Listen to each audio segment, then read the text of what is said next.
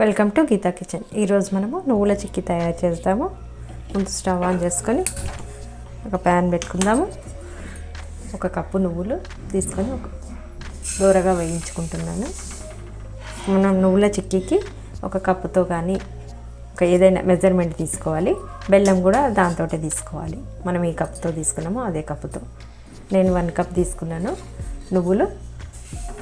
వీటిని దూరగా వేయించుకుందాము. నువ్వులను మాడకుండా చూసుకోవాలి. నువ్వులు చక్కగా వేగిపోయినాయి. వీటిని ఒక ప్లేట్లోకి తీసుకుందాం. నువ్వులని స్టవ్ పైన ఇప్పుడు అదే ప్యాన్ పెట్టుకొని ఇప్పుడు ప్యాన్లో 1 స్పూన్ నెయ్యి వేసుకోవాలి.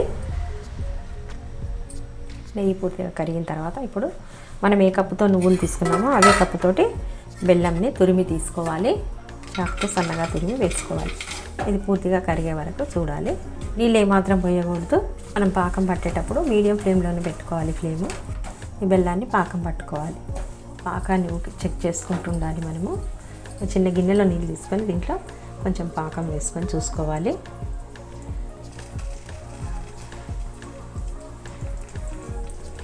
మెత్తగా ఉంది, ఇంకా కాలేదు పాకము. ఇప్పుడు మళ్ళీ ఒకసారి పాకాన్ని చెక్ చేసుకుందాము. మనం దగ్గరికి తీసి ఇట్లా కొట్టినప్పుడు టక్క టక్క సౌండ్ వస్తే పాకం కరెక్ట్గా వచ్చినట్టు. ఇప్పుడు స్టవ్ ఆఫ్ చేసేద్దాము. స్టవ్ ఆఫ్ చేసేసి మనం వేయించి పెట్టుకున్న నువ్వులను పాకంలో వేసుకొని కలుపుకోవాలి.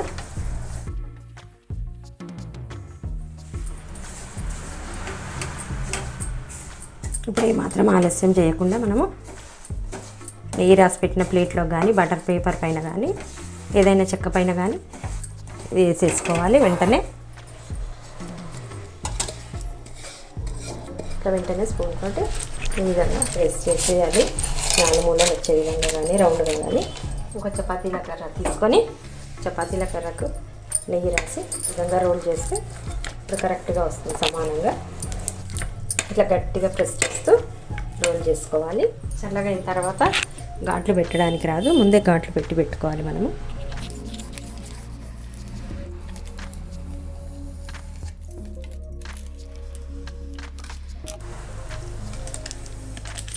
పూర్తిగా చల్లారిన తర్వాత తీస్తాము. ఇప్పుడు ఎండిపోయింది కదా నువ్వుల చిక్కీ, ఈజీగా వచ్చేస్తుంది.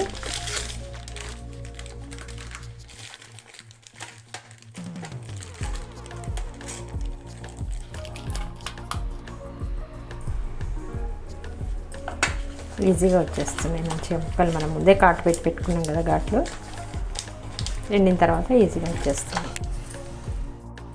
నువ్వుల చిక్కీలు ఎంత బాగా కుదిరాయో చూడండి. చాలా బాగా వచ్చినాయి. ఈ వీడియో మీకు నచ్చినట్టయితే లైక్ చేయండి, షేర్ చేయండి, కామెంట్ చేయండి. సబ్స్క్రైబ్ చేయని వాళ్ళు ఉంటే తప్పకుండా సబ్స్క్రైబ్ చేసుకోండి. మరిన్ని మంచి వీడియోల కోసమే గీతా కిచెన్ని చూడండి.